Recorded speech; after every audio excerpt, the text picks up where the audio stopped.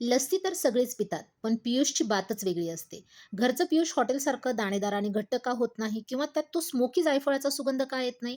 तर आज मी तुमच्यासाठी घेऊन आले अशा काही प्रो टिप्स, की ज्यामुळे तुमचं पियुष अगदी हॉटेल आणि रेस्टॉरंटमध्ये मिळतं त्याच चवीचं होणार आहे आणि तेवढंच दाणेदार होणार आहे. चला तर रेसिपीला सुरुवात करूयात. Tip number 1. पियुष बनवण्यासाठी आज आपण ताकाचा वापर करणार आहोत. या ठिकाणी मी अर्धा लिटर ताक घेतलेलं आहे. ताक घेताना ते कमी आंबट असावं. तर पियुष प्यायला बऱ्याच जणांना आवडतं, परंतु दूध आणि दही एकत्र केल्यामुळे होणाऱ्या त्रासाची भीती वाटते. आयुर्वेदानुसार हा जो आहार आहे, तो विरुद्ध मानला जातो.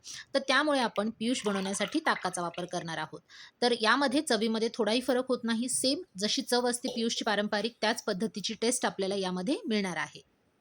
अर्धा लिटर ताकासाठी आपण 200 ग्राम श्रीखंड वापरणार आहोत. श्रीखंड वापरताना ते केशर विलायची फ्लेवरचंच श्रीखंड शक्यतो वापरायचं आहे किंवा प्लेन श्रीखंड असेल तर त्यामध्ये आपण विलायची आणि केशर घालू शकतो. तर या ठिकाणी मी श्रीखंड मोजून घेत आहे. 200 ग्राम श्रीखंड आपण यासाठी वापरणार आहोत. आता आपण ताकामध्ये हे श्रीखंड हळू मिक्स करणार आहोत. तर 1 ते 2 चमचा असं घ्यायचं आहे आणि हे ताकामध्ये आपल्याला मिक्स करायचं आहे. Tip number 2. आपण श्रीखंड मिक्स करताना या ठिकाणी ते मिक्सरला फिरवून घेणार नाहीये, तर आपल्याला रवीचाच वापर करायचा आहे. रवीचा वापर केल्यामुळे आपलं जे पियुष आहे तर ते दाणेदार होईल आणि त्यामध्ये घट्टपणा राहील. जर तुम्ही मिक्सरला फिरवलं तर हे एकदम पातळ होऊन जाईल.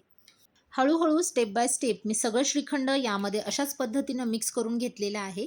सर्व श्रीखंड मी यामध्ये मिक्स करून घेतलेलं आहे. आता यामध्ये आपण केशर घालणार आहोत. तर कोमट दुधामध्ये मी 8 ते 10 केशरच्या काड्या भिजू घातलेल्या होत्या. बघा या ठिकाणी कलर किती सुरेख आलेला आहे. आता आपण हे पियुषमध्ये मिक्स करणार आहोत. यासोबतच 5 ते 6 वेलचीची मी पूड करून घेतलेली होती. वापरताना आपण नेहमी ताजीच वेलची पूड वापरायची आहे. त्यामुळे त्याला फ्लेवर जो आहे तो अतिशय चांगला येतो. Tip number 3. हॉटेल आणि रेस्टॉरंटच्या चवीसारखं जर पियुष आपल्याला हवं असेल, तर आपण या ठिकाणी सगळ्यात शेवटी थोडंसं ताजं जायफळ अशा पद्धतीनं किसून यामध्ये घालणार आहोत. त्यामुळे पियुषची चव जी आहे ती अतिशय छान लागते. सगळं चांगलं एकदम मिक्स करायचं आहे. या स्टेजला थोडीशी टेस्ट घेऊन बघायची आहे. साखरेची जर आवश्यकता असेल, तर गरजेप्रमाणे यामध्ये साखर घालायची आहे. मला या ठिकाणी साखरेची काही गरज वाटत नाहीये. त्यामुळे मी हे सगळं मिक्स करून घेतलेलं आहे आणि आता यावरती झाकण ठेवून आपण 2 तास याला फ्रिजमध्ये थंड होण्यासाठी ठेवणार आहोत. 2 ते 3 तास हे फ्रिजमध्ये थंड झाल्यानंतर आता आपण हे सर्व्ह करणार आहोत. मी ते ठेवताना काचेच्या बॉटलमध्ये भरून ठेवलेलं होतं. तर बघा आपलं थंडगार, घट्ट आणि अतिशय चविष्ट पियुष या ठिकाणी तयार झालेलं आहे. या उन्हाळ्यामध्ये तुम्ही ही रेसिपी नक्की ट्राय करा. तुमच्या घरी जर पाहुणे येणार असतील, तर त्यांना हे सरप्राईज तुम्ही नक्की द्या.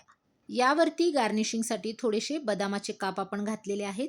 तर हे पियुष विरुद्ध आहार टाळून तुम्हाला आरोग्यासोबत अस्सल चव देखील देणार आहे. नक्की करून बघा. व्हिडिओ आवडला असेल तर व्हिडिओला लाईक करा, शेअर करा आणि चॅनलला सबस्क्राईब करा. पुन्हा भेटूयात अशाच एका वेगळ्या रेसिपीसोबत. तोपर्यंत बाय बाय. Take care.